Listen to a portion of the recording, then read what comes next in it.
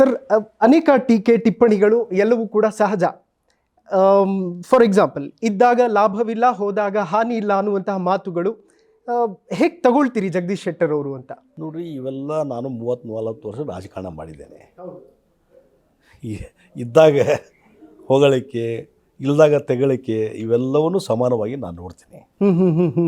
ಹೀಗಾಗಿ ಒಂದು ರಾಜಕಾರಣದಲ್ಲಿ ಯಾರು ಏನು ಅನ್ನುವಂಥದ್ದು ಒಂದು ವಿಶ್ಲೇಷಣೆ ಮಾಡುವಂಥದ್ದು ಅವಶ್ಯಕತೆ ಇದೆ.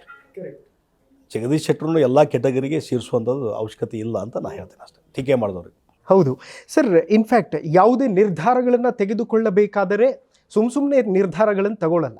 ರಾಜಕೀಯ ಲೆಕ್ಕಾಚಾರ ಅಂತೂ ತುಂಬ ಅಚ್ಚುಕಟ್ಟಾಗಿ ಜಗದೀಶ್ ಶೆಟ್ಟರ್ ಅವರಿಗೆ ಗೊತ್ತು. ಅದಕ್ಕೆ ರಾಜ್ಯದ ಜನ ಅವರನ್ನು ಮುಖ್ಯಮಂತ್ರಿಯಾಗಿ ಕೂಡ ನೋಡಿದ್ದಾರೆ. ಈ ನಿರ್ಧಾರಗಳನ್ನು ತೆಗೆದುಕೊಂಡಂತಹದ್ದಕ್ಕೆ ಮೂಲ ಕಾರಣ ಏನು ಅಂತ ಈಗ ಪ್ರೆಸೆಂಟ್ ಬಿಜೆಪಿ ವಾಪಸ್ ಬರೋದಕ್ಕೆ? ಬಿಜೆಪಿ ನನ್ನ ಪಾರ್ಟಿ, ಹೌದು, ನನ್ನ ಮನೆ. 30-40 ವರ್ಷದಿಂದ ಕಟ್ಟಿ ಬೆಳೆಸಿದ್ದೀವಿ ಪಾರ್ಟಿಯನ್ನು. ಹೌದು, ಇನ್ವಾಲ್ವ್ಮೆಂಟ್ ಇದೆ, ಪೂರ್ತಿ ಹಾರ್ಟ್ ಟಚಿಂಗ್ ಇದೆ. ಕರೆಕ್ಟ್. ಹೀಗಾಗಿ ಆ ಒಂದು ಆತ್ಮೀಯತೆಯ ಒಂದು ಸಂಬಂಧ, ಮತ್ತು ಹಿಂದೆ RSS ಜೊತೆ ಸ್ವಯಂ ಸೇವಕನಾಗಿ ಕೆಲಸ ಮಾಡಿದ್ದೇನೆ. ಅಖಿಲ ಭಾರತೀಯ ವಿದ್ಯಾರ್ಥಿ ಪರಿಷತ್ತು ಆ ಕೆಡರದಿಂದ ಬಂದಿದ್ದೇನೆ. ಮತ್ತು ಸಂಘ ಪರಿವಾರದ ಎಲ್ಲ ಚಟುವಟಿಕೆಗಳಲ್ಲಿ ನಾನು ಪಾರ್ಟಿಸಿಪೇಟ್ ಮಾಡ್ತಿದ್ದೆ. ಮತ್ತು ನಮ್ಮ ಕುಟುಂಬ, ನಮ್ಮ ಅಂಕಲ್ ಸದಾಶಿವ ಶೆಟ್ಟರು MLA ಆಗಿದ್ದರು ಜನಸಂಘದಿಂದ. ಹೌದು.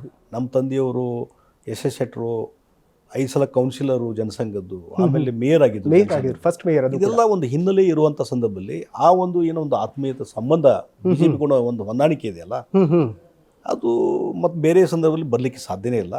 ಹೀಗಾಗಿ 2023 ಚುನಾವಣೆಯಲ್ಲಿ ಇನ್ನೊಂದು ಘಟನೆಗಳು ನಡೆದು ಅದಕ್ಕೇನೋ ಒಂದು ಹರ್ಟ್ ಆಯಿತು, ಸ್ವಾಭಿಮಾನಕ್ಕೆ ಪೆಟ್ಟು ಬಂತು. ಅದನ್ನು ಪ್ರೊಟೆಸ್ಟ್ ಮಾಡಬೇಕನ್ನುವಂಥ ಒಂದು ಕಾರಣದ ಸಲುವಾಗಿ ನಾನು ಪ್ರೊಟೆಸ್ಟ್ ಮಾಡಿದೆ. ಮತ್ತು ಒಂದು ರಾಷ್ಟ್ರೀಯ ಪಕ್ಷದಲ್ಲಿದೆ, ಮತ್ತೊಂದು ರಾಷ್ಟ್ರೀಯ ಪಕ್ಷಕ್ಕೆ ಹೋಗ್ಬೇಕಂತೇಳಿ ಕಾಂಗ್ರೆಸ್ ಪಾರ್ಟಿಗೆ ಜಾಯ್ನ್ ಆದೆ. ಮತ್ತು ಆ ಪಾರ್ಟಿಗೆ ಹೋದಾಗ ಅವರ ಒಂದು ಏನೋ ಒಂದು ಸಿಸ್ಟಮ್ ಇದೆ, ಆ ಸಿಸ್ಟಮ್ ಪ್ರಕಾರ ನಾನು ನಡ್ಕೊಂಡು ಹೋದೆ. ಮತ್ತು ಕ್ಯಾಂಪೇನಿಗೆ ಹೋಗಂದ ಕ್ಯಾಂಪೇನು ಮಾಡಿದೆ.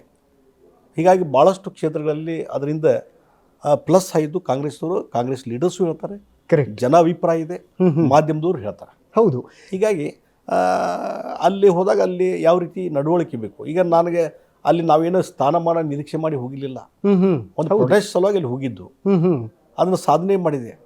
ನಾವು ವೈಯಕ್ತಿಕವಾಗಿ ಸೋತಿರ್ಬೋದು, ಆದರೆ ಅದ್ರ ಪೆಟ್ಟು ಎಲ್ಲೆಲ್ಲಿ ಬಿತ್ತು ಅನ್ನೋದು ಎಲ್ಲರಿಗೂ ಗುರ್ತಿರುವಂಥದ್ದು. ಕರೆಕ್ಟ್. ಹೀಗಾಗಿ ಕಾಂಗ್ರೆಸ್ ಹೋದಾಗ ಏನೋ ಒಂದು ಅಲ್ಲಿ ಕಾಂಗ್ರೆಸ್ ಪಾರ್ಟಿ ಸೇವೆ ಮಾಡಬೇಕು, ಅದನ್ನು ಮಾಡುವಂಥ ಕೆಲಸ ನಾನು ಮಾಡಿದೆ.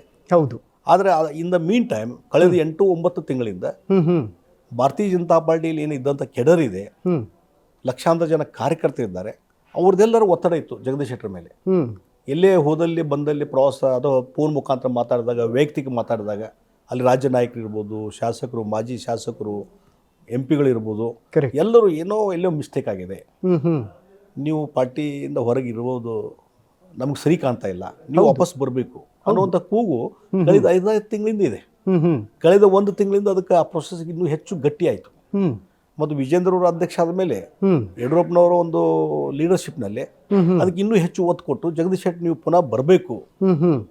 ಮತ್ತು ರಾಷ್ಟ್ರೀಯ ನಾಯಕರು ಸಹಿತ ಅವರು ಸದ್ಯಕ ಇಲ್ಲ ಜಗದೀಶ್ ಶೆಟ್ಟರ್ ಬಂದರೆ ಒಳ್ಳೇದಾಗ್ತದೆ ಅನ್ನೋಂಥ ಭಾವನೆಗಳನ್ನು, ಫೀಲರ್ಸನ್ನು ಕಳಿಸಿದ್ರಿಂದ ಕೊನೆಗೆ ಒಂದು ಹಂತಕ್ಕೆ ಬಂದು ಇವತ್ತು ನನ್ನ ಮನೆಗೆ ಪುನಃ ಹೋಗಿದ್ದೇನೆ. ಓಕೆ.